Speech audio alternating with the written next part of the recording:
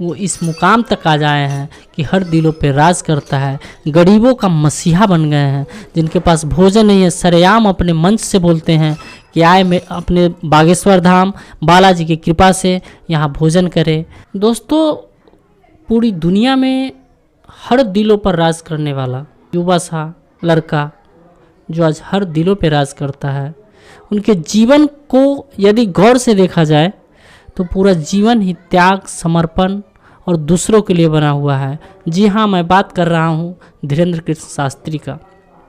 धीरेंद्र कृष्ण शास्त्री के जीवन की यदि शॉर्टकट देखा जाए तो वो ऐसी गरीबी देखा जो खाने के लिए ललायित हो, वस्त्र के लिए ललायित हो। वो खुद बोले हैं, बताते हैं कि पैसे नहीं था कि ट्रेन में टिकट कटाए, टीटी से पकड़े जाते हैं और उल्टा इनके ज्ञान के कारण टीटी ही इन्हें 1100 रुपये देते हैं। दूसरी तरफ वो खुद बोलते हैं कि मैं बिस्किट खा खा कर 8 दिनों तक का भी समय काटा है। चूँकि हाँ जी दोस्तों, ये कारण ऐसा है कि उनके पिताजी अस्वस्थ रहते थे, घर में दूसरा कोई उपार्जन का स्रोत नहीं था और ये नन्हा सा बालक क्या कर पाते भला सा। इसलिए ये भिक्षाटन भी करते थे, भीख मांगते थे गांव के, अपने गांव सहित अगल बगल के गांव में भीख मांगकर जीवन जीते थे और अपने परिवार का भरण पोषण करते थे। लेकिन वो तेज जो इनके जीवन को परिवर्तित कर दिया, चूँकि कारण था कि इनके जीवन में इतनी ज़्यादा ठोकरें लगी थी, वो ठोकर सबसे बड़ा अभिशाप है, इतनी महानता तक पहुँचा दे। दोस्तों, एक बार की बात है जब इनकी बहन की शादी ठीक हुई थी। बहन की शादी में 20,000 रुपये की आवश्यकता थी। दोस्तों, इनको पड़ोस वाले तक नहीं पूछ रहे थे, कोई साथ नहीं दिया था। कहते हैं कि मुस्लिम जो इनके दोस्त थे, उनके पिताजी से ही पारिवारिक संबंध था, उस आदमी ने 20,000 रुपये खुद से दिए तो इनकी बहन की शादी हो पाई थी। सोचने की बात है, इतनी बड़ी ठोकर खाने के बाद वो इस मुकाम तक आ जाए हैं कि हर दिलों पे राज करता है, गरीबों का मसीहा बन गए हैं।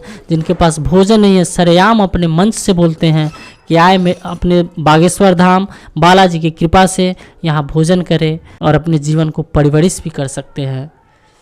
दूसरी तरफ जिस लड़कियों की शादी के लिए पैसे नहीं हैं, जिसके लिए वो शादी का जिम्मा उठाए हैं, शादी भी करवाते हैं।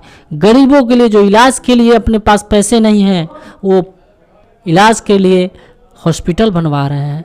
दोस्तों, सोचने की बात है, उनके जीवन में उपार्जन तो बहुत सारे कर रहे हो, चूँकि वो बचपन में जो ठोकर खाएं इसलिए पैसे की महाराज उनको पैसे तो बहुत सारे आ रहे हैं, बट वो आज भी वो उस गरीबी को देखते हुए ये सारे पैसे को खर्च कहीं ना कहीं दूसरे जगह कर रहे हैं, किसी गरीबों में कर रहे हैं, मानो कि वो दूसरे के लिए जन्म लिया हो और दूसरे के परिवरिश में ही उनकी जीवन व्यतीत हो रही हो। ऐसे महान आत्मा के बारे में भला क्या कहना। आज ऐसी ऐसी अफवाहें हो रही है कि जया किशोरी से शादी कर रही है तो सुहानी गंगोत्री से चल के उनके लिए जाएगी।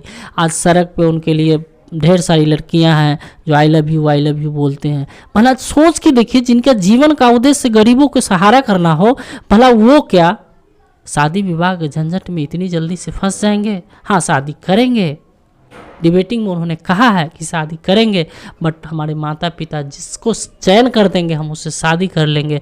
थोड़ा सा एक नज़र इसके संस्कार पर देखा जाए तो भला संस्कार कितनी उच्च श्रेणी का है।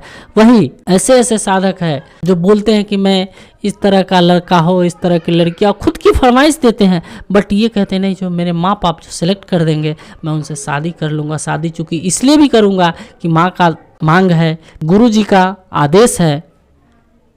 इनके जीवन का चित्रण किया जाए तो पूरा जीवन ही इनकी गहराई से भरी हुई है, राख से भरा हुआ है, बहुत गहरा है, समंदर से भी गहरा, समुंदर से भी बड़ा हृदय रखने वाला धीरेंद्र कृष्ण शास्त्री।